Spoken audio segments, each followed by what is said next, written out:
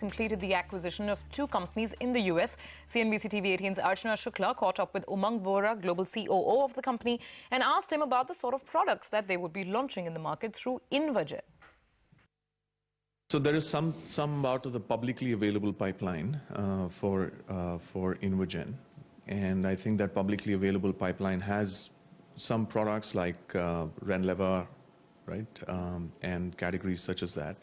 We don't want to get too much into product specifics. All I would say is that it has a list of products. We should be launching about 10 products the next year, which is the year FY17.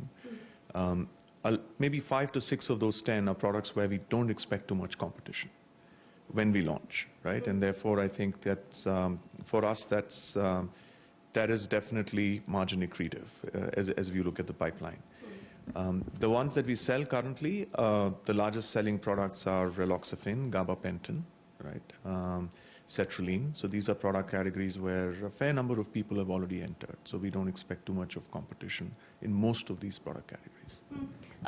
There has been a 483 in one of the facilities that you've acquired through Invagen. What is the status right now? And could it lead to some amount of concerns, because we've seen most of these 483s leading into warning letters? So what level of 483s are we dealing with?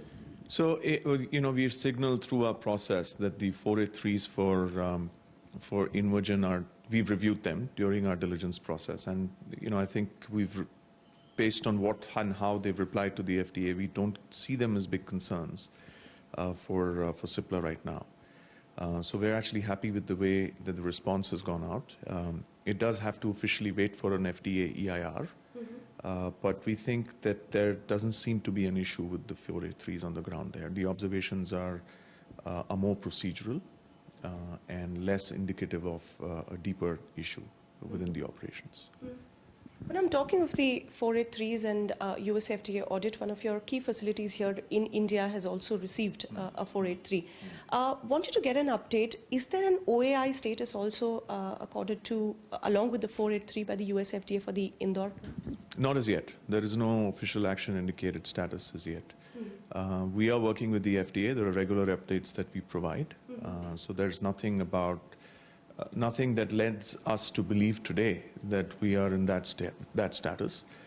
Production continues at the site, and there is regular correspondence with the FDA. That's Cipla on their tryst with the US FDA. Stocks up in green, along with a lot of other pharma stocks actually today. Let's move on.